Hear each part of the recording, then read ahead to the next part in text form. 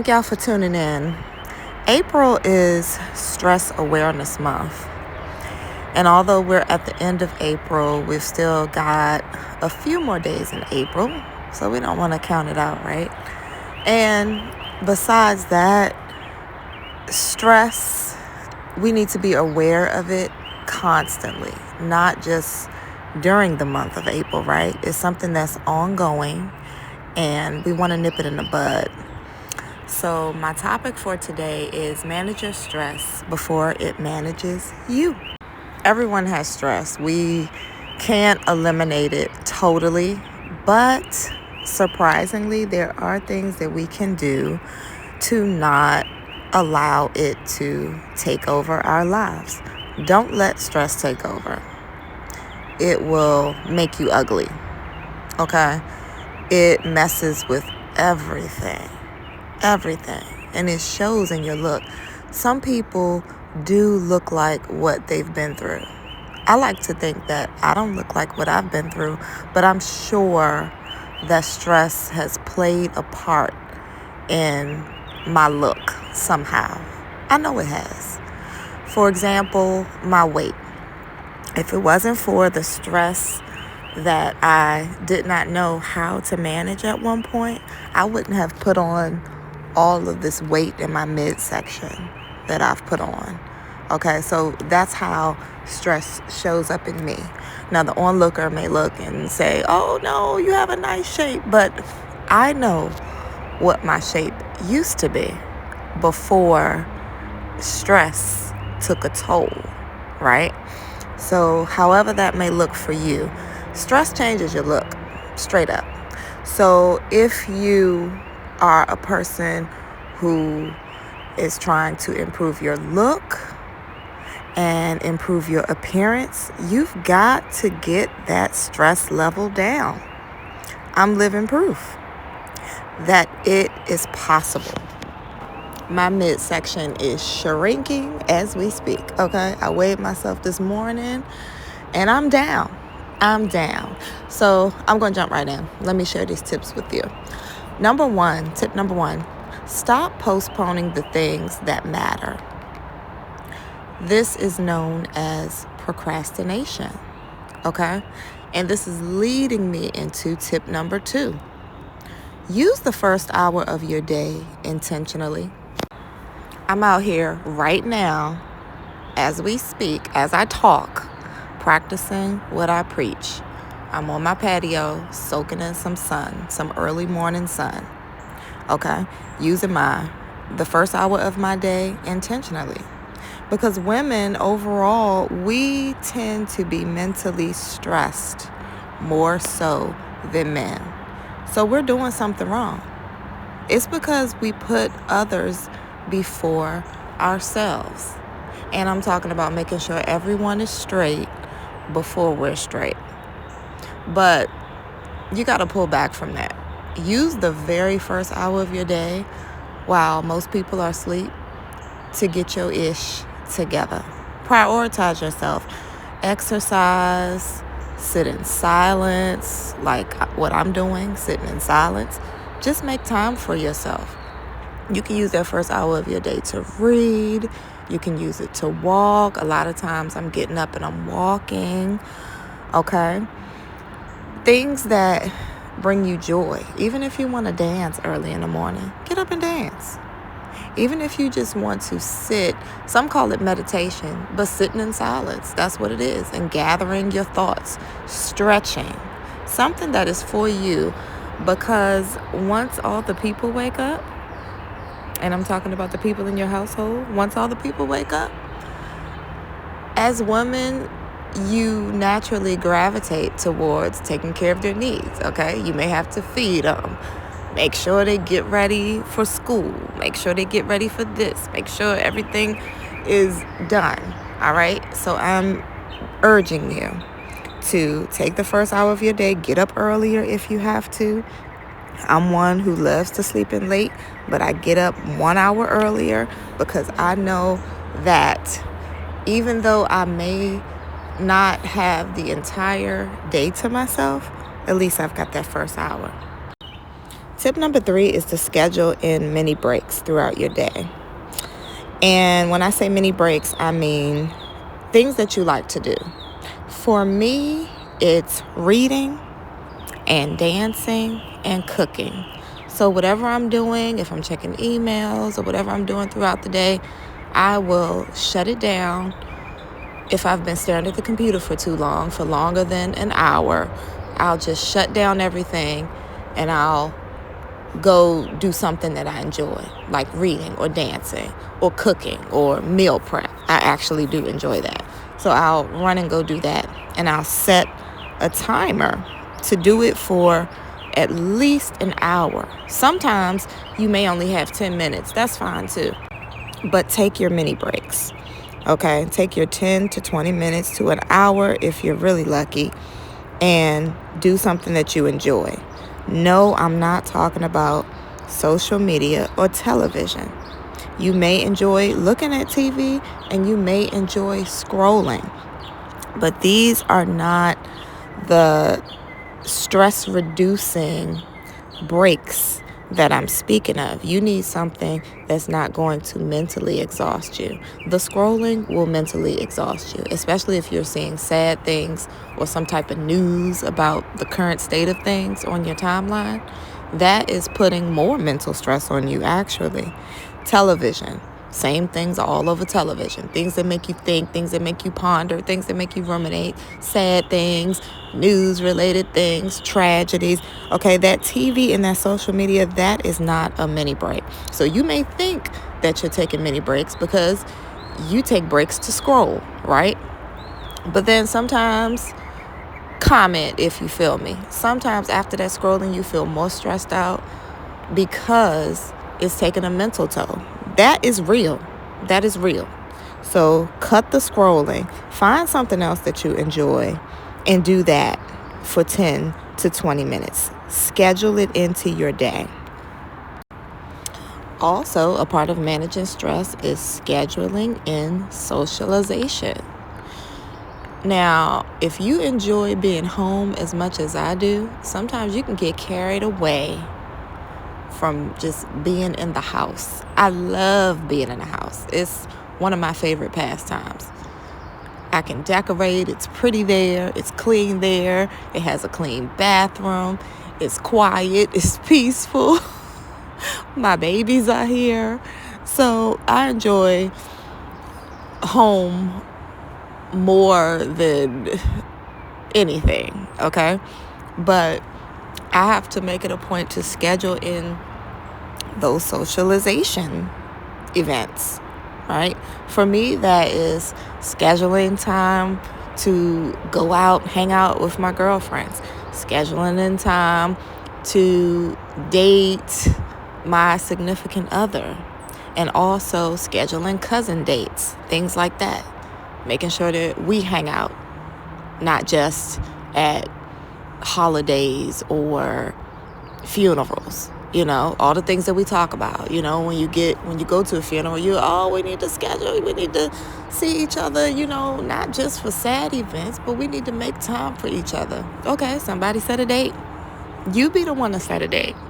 Because I'm going to tell you, even though you may not want to get out of the house, I can confirm this from my own experience. Once you do get out the house and you socialize with those quality people, you feel 100% better afterwards. And I believe that is because we were not meant to be an island. We need community. Even if you're just with somebody that you care about and you're sitting in silence, that's still community. You really don't have to bear it all or, you know, just be completely talkative. Just doing something that you enjoy. Laying on the beach together. Sipping on a drink. Okay? That's community. That's socialization. You're getting out of the house and you're socializing. Now notice I said with those quality people, you just don't want to be hanging out with anybody. You want to make sure that you make time to hang out with people who you resonate with or who you want to hang out with, even if it's just one person. And be choicey about it, okay? Because hanging out with the wrong people will set you back and stress you out even more. We'll talk about stress management. So hang out with those people who you want to hang out with. Ask the question, who all gonna be there? Because it's true, you just can't be around anybody. Refuse to be around just anybody. Pick and choose who you hang out with. Go out and socialize with that person or those people. And with that being said, tip number 5, that's leading right into tip number 5, which is schedule cleaning times. Now, my mom gave me this tip. Set a timer for 1 hour and clean like you've never cleaned before. And then after that hour is up, don't even worry about it no more. You're done. If you do that every single day, your house will be nice and clean. Now, a lot of times you may, because I know I have done it, you may renege on hanging out because you're like, nah, I'm going to just stay in this weekend and clean my house. Nah, I need to straighten up. My house is a mess. And then you're stuck in the house and you're not socializing. Just schedule an hour to do it, okay? It's when you have a home, and I'm not even just talking about a big house. I'm talking about an apartment. I'm talking about a studio. If that's where you live, you keep it nice and you keep it clean. And it's always going to be something to clean when you have a home. But you cannot spend your life there. Think about it. I'm not trying to scare you, but one day you are not going to be alive anymore. Think about how you intentionally spend your time. Yes, we do need to be in clean spaces to live a luxurious life. We must be clean. We must live in clean spaces. We must have clutter-free spaces to live in as well, because that clutter is mentally stressing.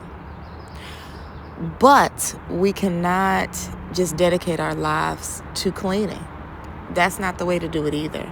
So set that 1 hour timer, 2 hours, if you really want to get into it, and say, I'm going to give myself 2 hours today to clean this bathroom.